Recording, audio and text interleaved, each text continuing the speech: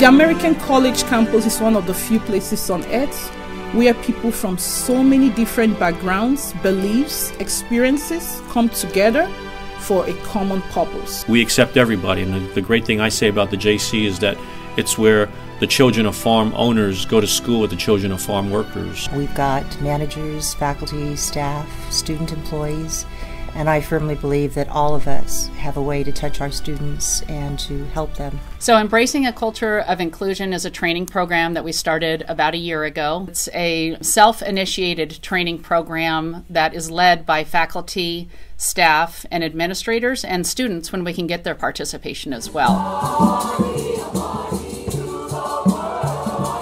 We incorporate different ways of learning about each other in these workshops. Cultural competence means that we're moving from diversity of acknowledging and trying to have all the different groups represented to where we're looking at understanding that difference between groups, within the group. Everyone is enriched when they hear the perspective of someone that's different from them. And I like to tell my students that, yeah, my role may be the teacher, but I'm not the only one teaching here. What I do try and do is bring a lot of different guest speakers that have walked in their shoes and are at a different place, that have rised up, maybe gone through some obstacles, so they can see that face. So they introduce each other, and one person is responsible for introducing the other person.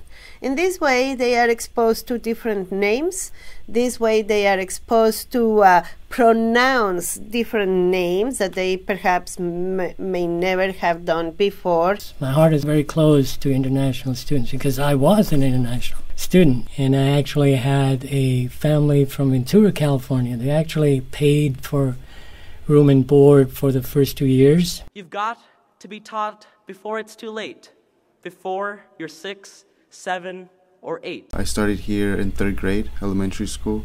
So as you can imagine, it was a little bit difficult for me to pick up the language and just kind of immerse myself in the culture. But today I'm here. I'm a first-generation undocumented college student holding a 3.3 GPA, elected into student government last spring. There are differences, but it's our responsibility as students, faculty, staff to embrace one another and just be tolerant, because we have to live with each other within our community or wherever it is we set off to go. I think people will only be so inclined to do things if they see other people that they know or are familiar with doing the same thing.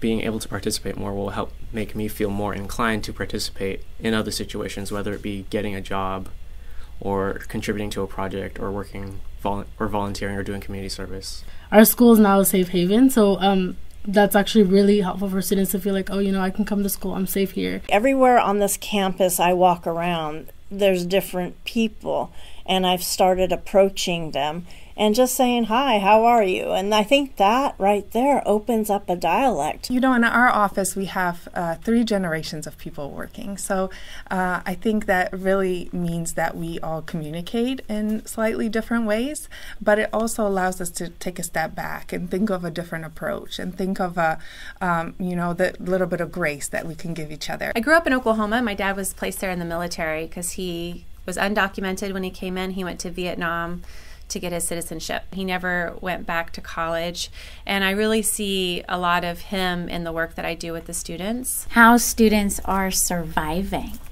on little to no financial resources, doing homework, balancing parenting, possibly recovery meetings. They show us how to be strong. We all have a story, and no one person's story is perfect. Same with other peers too. Like, we talk with each other, we ask each other, help each other out. When you have a salad, if all you have is lettuce and you don't provide all these other ingredients, that's not gonna taste good, right? So you have to bring other vegetables, fruits to mix them up and make it diverse.